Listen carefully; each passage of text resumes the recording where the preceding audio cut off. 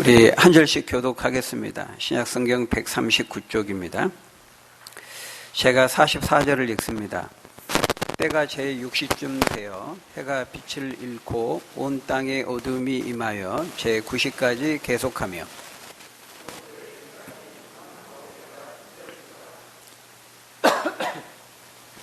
예수께서 큰 소리로 불러 이르시되 아버지 내 영혼을 아버지 손에 부탁하나이다 하고 이 말씀을 하신 후 숨지시니라.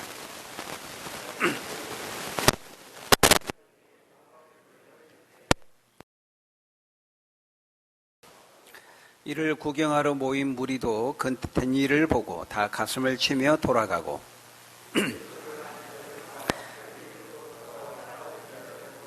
다 멀리 서서 이 일을 보니라. 아멘. 오늘 우리가 읽은 본문은 마침내 예수님께서 십자가에 달려 운명하시는 최후의 장면을 볼 수가 있습니다. 46절에 보니까 예수께서 큰 소리로 불러 이르시되 아버지 내 영혼을 아버지 손에 부탁하나이다 하고 이 말씀을 마치신 후 숨지시니라. 그렇게 말씀합니다. 그렇지만 이 예수님의 죽음은 여러 가지 점에서 특별한 점이 있습니다. 왜냐하면 예수님의 죽음은 단순한 한 인간으로서의 죽음이 아니고 하나님의 아들로서의 죽음이기 때문입니다.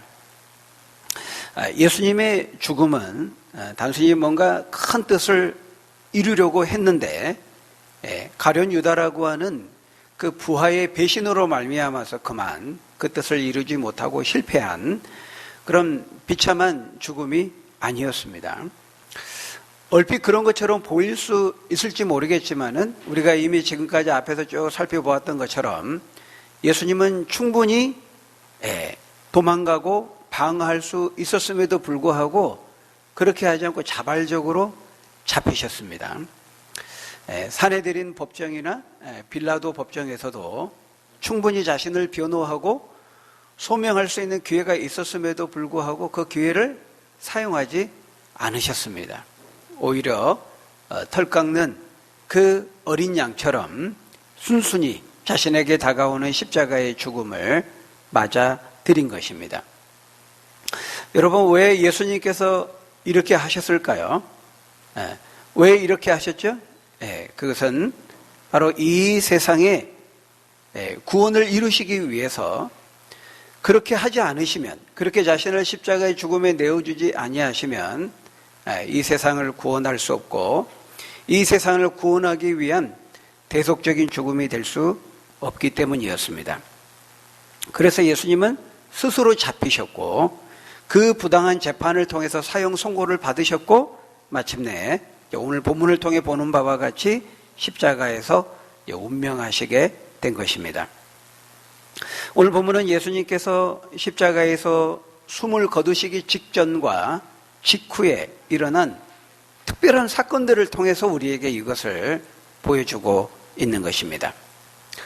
다시 말하면 예수님께서 십자가에서 운명하시기 직전과 직후에 일어난 그 특별한 일들을 통해서 예수님의 죽음이 특별한 죽음이었고 하나님의 아들과 구원자로서의 대속적인 죽음이었다는 사실을 우리에게 말씀하고 있다라는 것입니다.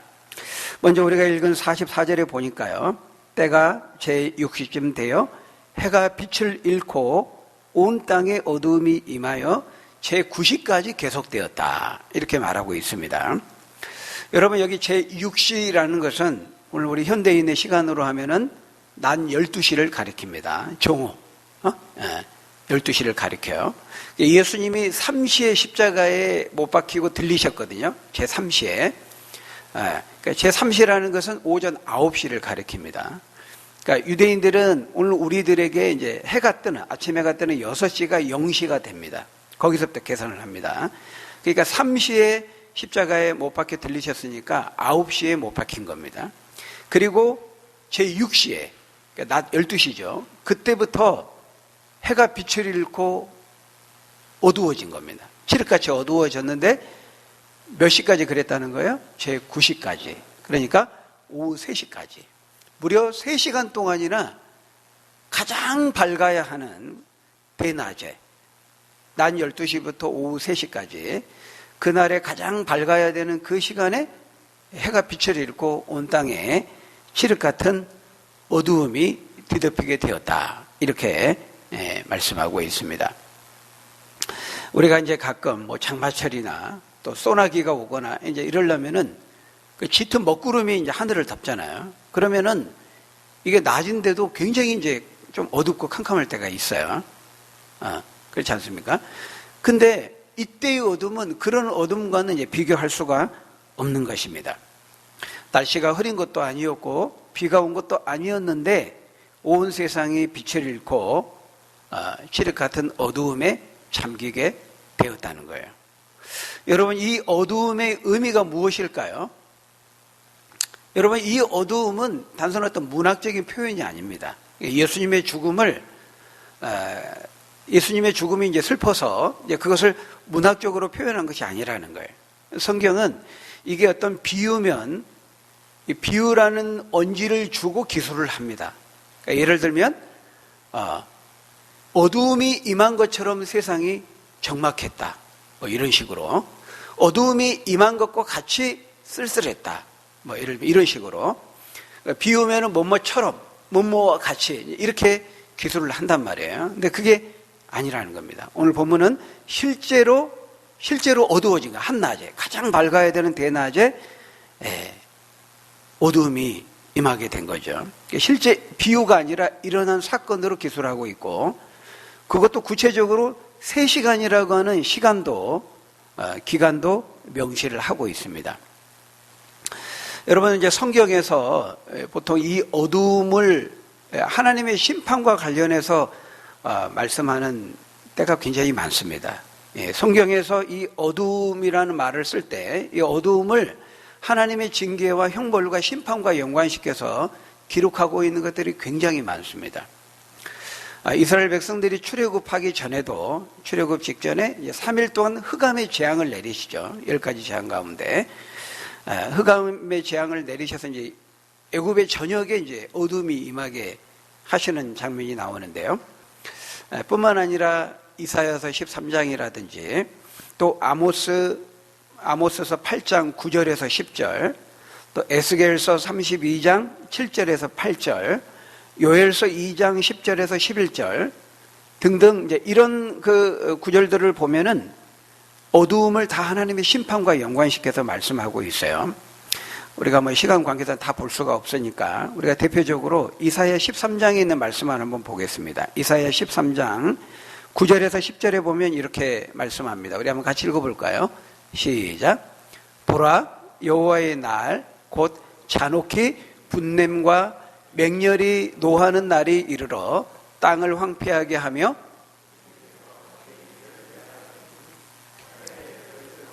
별 무리가 그 빛을 내지 아니하며 해가 돋아도 어두우며 달이 그 빛을 비추지 아니할 것이로다. 여기 보면 이 어두움을, 하늘에 임한 그 어두움을 하나님의 심판과 연관시켜서 말씀하고 있는 것을 볼 수가 있습니다. 결국 예수님이 십자가에 운명하시기 직전에 임했던 이 큰 어두움은 세상을 구원하기 위해 이 세상에 빛으로 오신 예수님을 사람들이 이제 죽임으로써 세상의 빛을 잃어버렸기 때문에 바로 그것을 표현하고 있다는 것입니다. 그러니까 이 세상에 구원의 빛으로 오신 예수님을 이제 제거했기 때문에 빛이 사라진 거예요. 어둠이 임한 겁니다. 바로 그것을 보여주기 위해서 하나님께서 초자연적인 이런 표적을 드러내 보여주신 거예요. 예수님이 누구라는 거예요?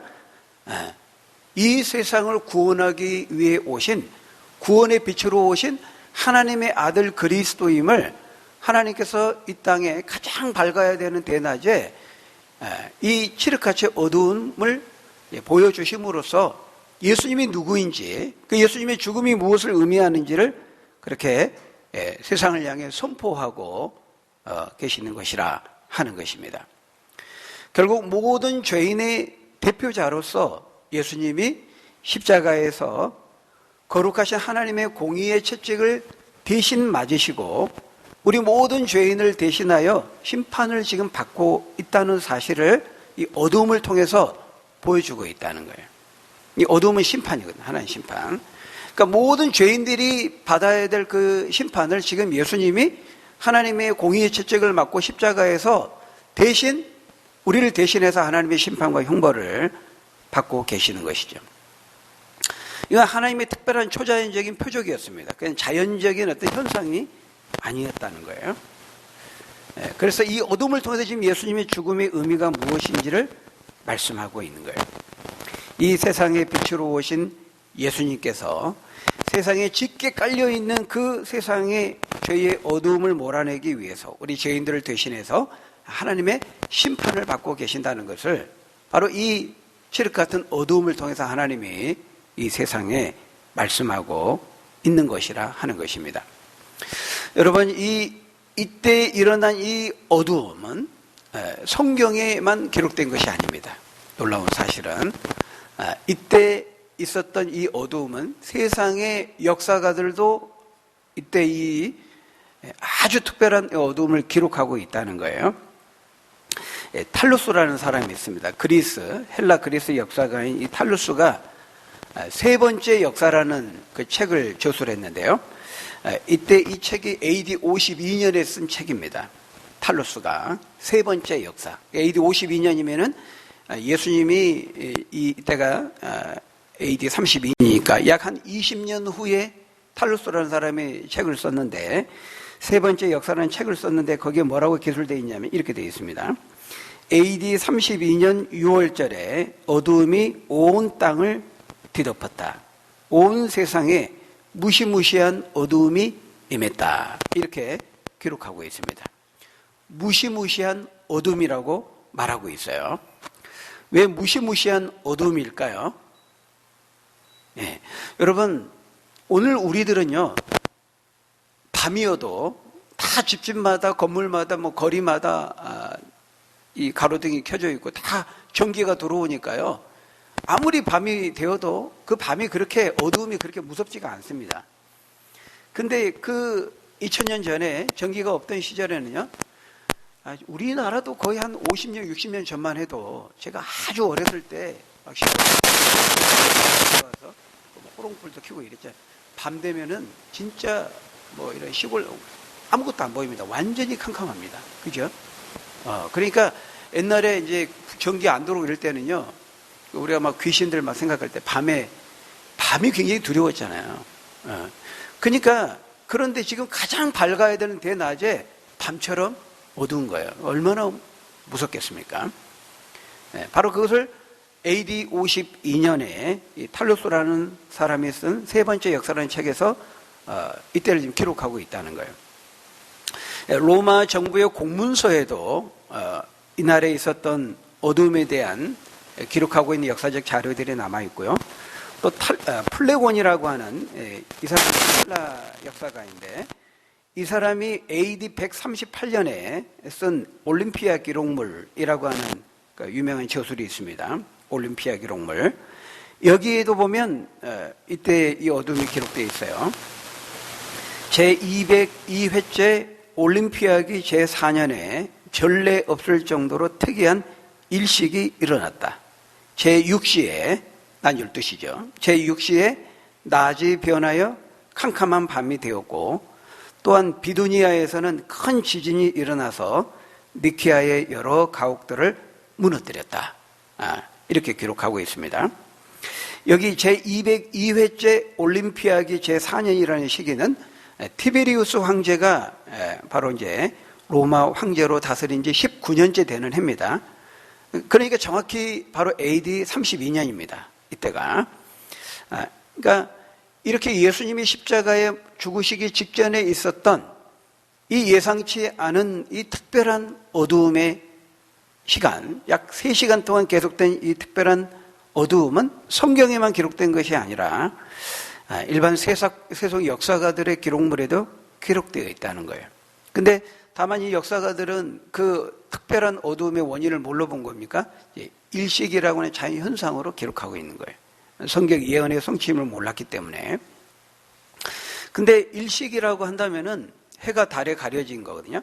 해와 달과 지구가 완전히 일직선상에 딱 놓이는 겁니다. 일식이 이렇게 길게 될 수는 없어요.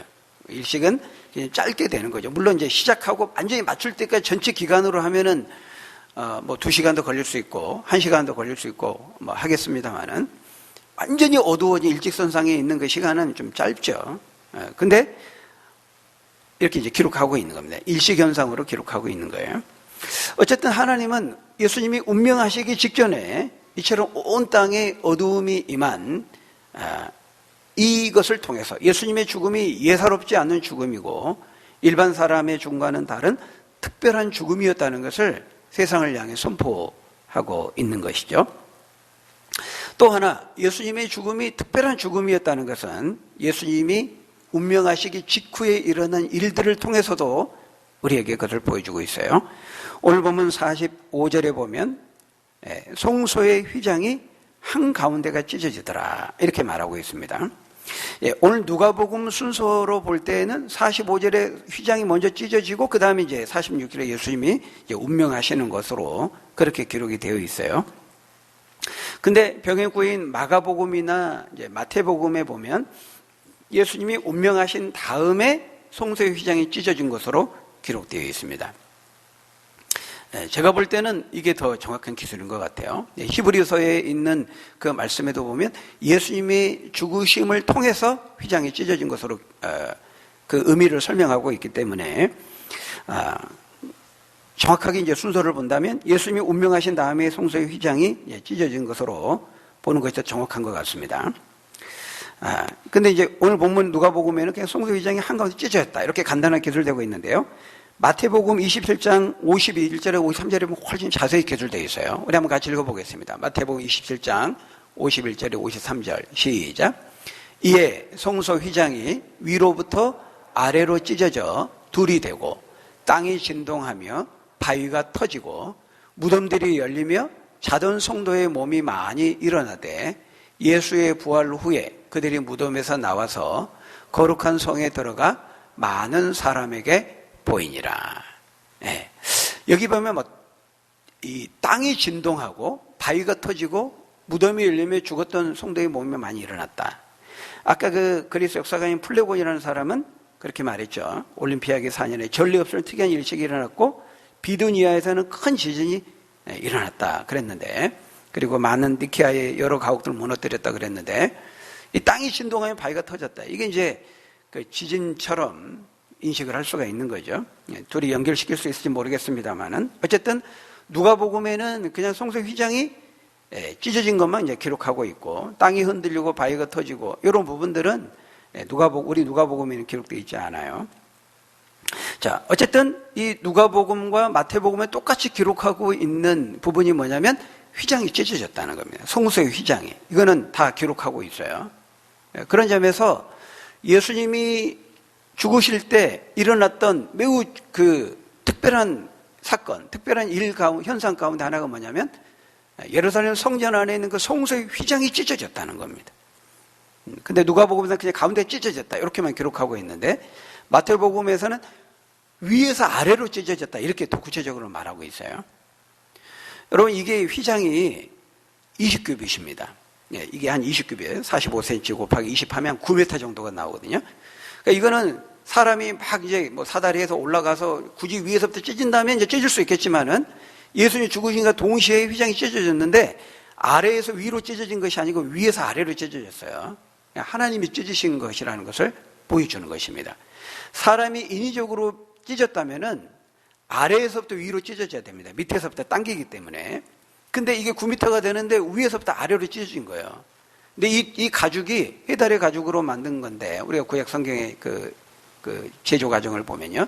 두께가 20.5cm 되는 굉장히 두꺼운 가죽입니다. 말이 양쪽에서 잡아 끌어도 쉽게 찢어지지 않는 매우 단단한 가죽인데요. 이것이 위에서부터 아래로 찢어졌다는 거예요. 예수님이 죽으신과 동시에. 이거는 뭔가 특별한 메시지를 우리에게 주고 있는 겁니다. 이것을 통해서 뭔가 하나님 우리에게 말씀하고 있는 거예요. 이 송소 휘장이라는 것은 이제 구약의 성막 제사와 성전 제사를 드릴 때 그 송소와 지송소를 가로막고 있는 칸막이 역할을 하는 가죽으로 만든 큰 그러니까 뭐 카페트 같은 그런 이제 휘장입니다. 휘장. 우리가 이제 구약 그 성막 설명할 때 성전 설명할 때 사진으로 또 보고 그랬는데요. 성막은 이제 모세 시대에 만든 이제 나무로 기둥 같은 것을 나무로 만들어서 이제 어깨에 메고 이동할 수 있는 이동식 이 이제 성막이고 성전은 이제 솔로몬 때 돌로 만든 고정식입니다. 고정식 훨씬 튼튼하고 좋은 거죠. 근데 똑같습니다. 앞에 이제 그 송소가 있고 그 송소를 다시 2대 1로 딱 나눕니다. 규격이 2배, 1배예요. 그래서 송소가 지송소의 정확히 2배입니다. 크기가. 그러니까 송소와 지송소가 딱 붙어 있는데 이 전체를 송소라고 합니다. 송소가 다시 이제 송소와 지송소로 나누어지는 거죠. 송소라는 말은 거룩할 송자의 바소자입니다. 그러니까 거룩한 장소 이런 말이에요. 그럼 앞에 지자가 붙었잖아요. 지극할 지자입니다. 그러니까 지송소는 이제 지극히 거룩한 장소 이런 뜻이죠. 근데 이 송소와 지송소 그 사이에 그 벽 역할을 가림막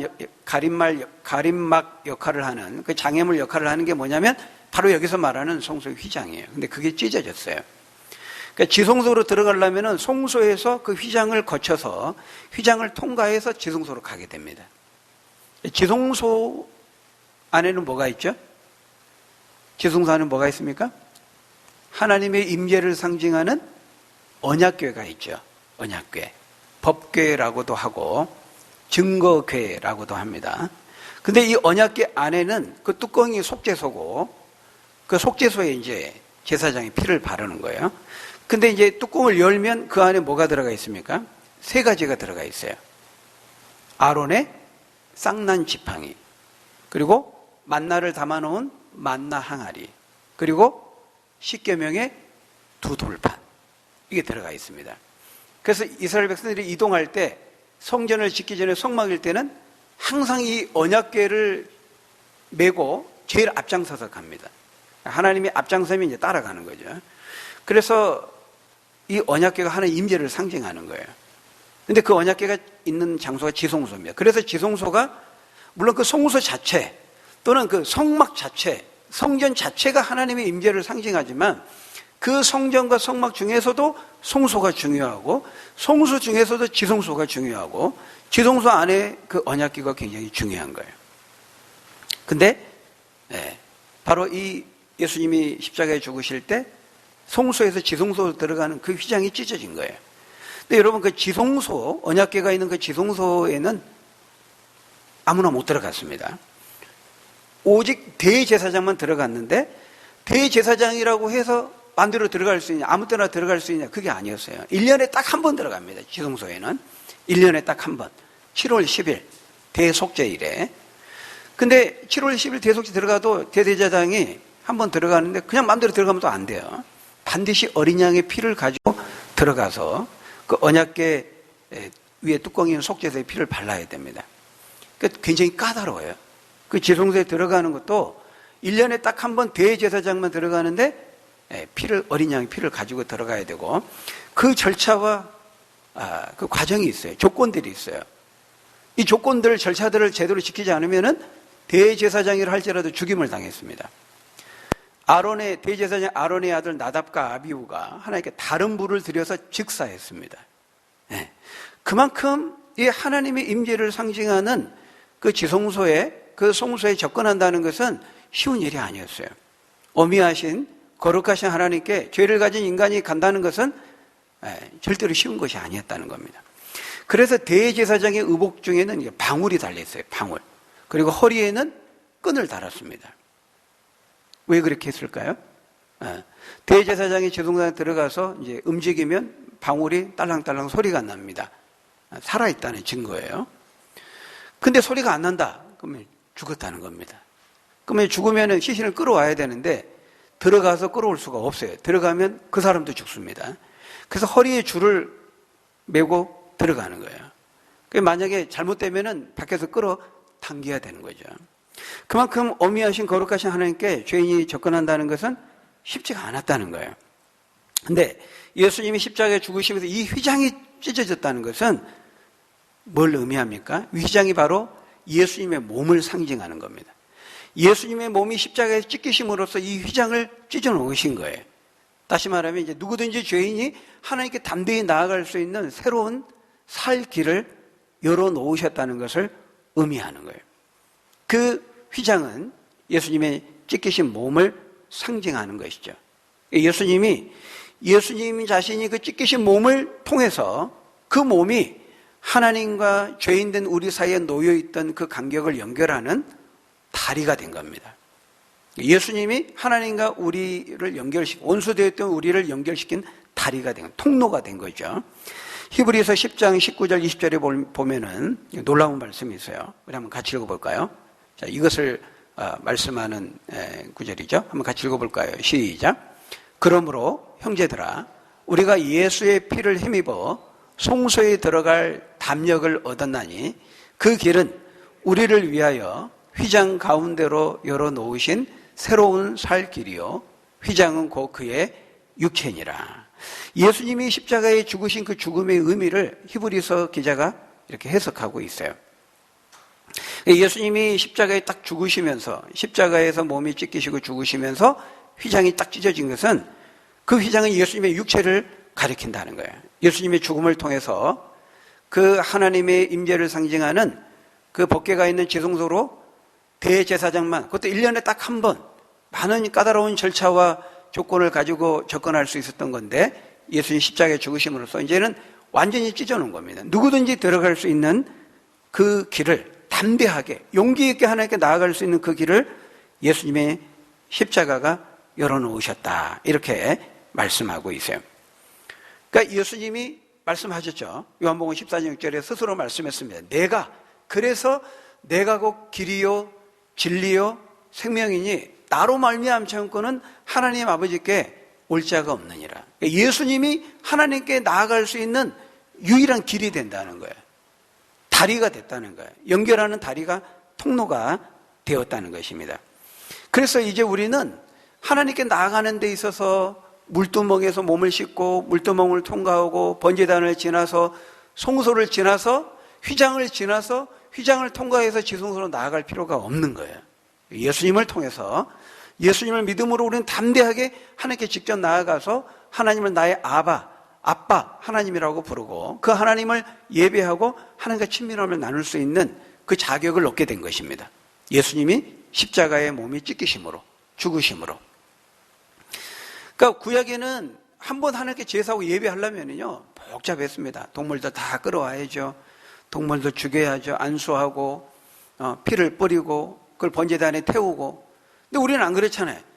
지금 오늘 우리는 그냥 아무 데서나 하나님 이름 부르고 거기 예배 장소를 삼으면 되고 거기서 예배 드릴 수 있습니다. 근데 구약에는 안 그랬어요. 예수님 전에는, 그 옛날에는 정하신 성전이라고 하는 그 장소에 하나님의 임재를 상징하고 있는 그 성소로 나가야 됐어요. 이런 까다로운 절차를 통해서 하나님께 접근할 수 있었다는 거예요. 근데 우리는 지금 그렇지 않잖아요. 우리는 어디에서나 다 하나님의 이름을 부르고 찬송하며 예배할 수가 있어요. 왜 그렇게 됐는가? 예수님이 자신의 몸을 십자가에 찢으심으로써 우리가 하나님께 담대히 누구든지 예수님에 대한 그 믿음을 통해서 하나님께 나아갈 수 있는 그 길을 새롭게, 그 산 길을 열어놓으셨기 때문이다 라는 거예요. 그래서 사도행전 4장 12절에 보면 다른 이로서는 구원을 받을 수 없나니 천하 사람 중에 구원을 받을 만한 다른 이름을 너희에게 주신 일이 없다고 말씀하고, 예수님만이 하나님께 이르는 유일한 길이 된다고 말씀하고 있는 것입니다. 여러분, 마지막으로 오늘 보면 47절에 보면은 로마의 백부장이 그 모든 지금 되어진 일을 보면서 하나님께 영광을 돌려 이르되 뭐라고 말했어요? 이 사람은 정녕 의인이었도다, 이렇게 말하고 있습니다. 마태복음에서는 이 사람은 정녕, 두려워하면서 이 백부장이 뭐라고 고백했냐면 이 사람은 정녕 하나님의 아들이었도다, 이렇게 고백하고 있습니다. 이 백부장은 지금까지 예수님을 조롱하고 놀리며 처형했던 그 병사들의 책임 장교예요. 이 사람이 개별적으로 이를 조롱했다, 비난했다, 그런 말이 앞에 기록되어 있지는 않지만 그 분위기에 같이 있었던 사람, 예수 믿는 사람이 아니었어요. 근데 이 사람이 객관적으로 그 되어진 모든 예수님이 숨지기 직전과 직후에 일어나는 그 현상들을 보면서 자기도 모르게 그 일어난 현상들에 압도되면서 이렇게 고백한 거예요. 이 사람은 진실로 의인이었도다. 하나님의 아들이었도다. 마태복음에는 두려워하면서 이 사람을 고백하기를 이 사람은 정녕 하나님의 아들이었도다. 구원자였도다. 정말 그리스도가 맞았다. 우리가 그를 죽였구나. 이렇게 고백하고 있는 장면이 나옵니다. 오늘 본문에 보니까 백성들이 그 구경하러 모인 무리들도 그 된 일을 보면서 다 가슴을 치며 탄식했다. 그리고 돌아갔다. 이렇게 말하고 있는 것을 볼 수 있습니다. 여러분, 예수님의 그 십자가 죽으시기 직전과 직후에 일어난 이 놀라운 일들을 통해서 예수님이 누구인지, 예수님의 죽음이 무엇을 의미하는지를 우리에게 보여주고 있는 것입니다. 여러분, 예수님은 자신의 몸을 찢으심으로써 죄인된 우리가 거룩하신, 그 어미하신 하나님 앞에 나아갈 수 있는 길이 되어주신 것입니다. 통로가 되어주신 것입니다. 다리가 되어주신 것입니다. 여러분, 다른 길은 없습니다. 예수님만이 지름길입니다. 이 예수님을, 길이요 진리가 생명이 되신 이 예수님을 꼭 믿음으로 붙잡고 그 주님만을 소망으로 삼고 어떤 상황 가운데에서 믿음의 흔들림 없이 이 주님만을 바라보고 이 주님이 말씀하신 그 말씀을 우리 인생의 등불로 삼고 힘차게 그 길을 걸어가고 이기고 승리하는 저와 여러분들이 다 되시기를 예수님의 이름으로 간절히 축원합니다.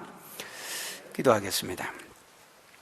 아버지 하나님, 주님께서, 예수님께서 십자가에서 자신의 몸을 찢으심으로써 거룩하시고 오미하신 하나님께 우리 죄인들이 나아갈 수 있는 새롭고 그 담대한 길을, 그 통로를 열어주시니 감사합니다. 예수님을 믿기만 하면 누구든지 그 믿음으로 하나님을 아빠 하나님이라 부르며 친밀함을 나누며 예배할 수 있게 하신 그 하나님의 은혜를 우리가 감사하고 그 길이요 진리요 생명 되신 예수님만을 우리 인생의 참된 생명의 길로, 구원의 길로 모시며 삼고 흔들림 없이 좌로나 우로나 치우침이 없이 그 축복의 길, 그 생명의 길, 그 구원의 길을 걸어갈 수 있는 우리 믿음의 사람들 다 될 수 있도록 축복해 주옵소서. 예수님의 이름으로 감사하며 기도합나이다. 아멘.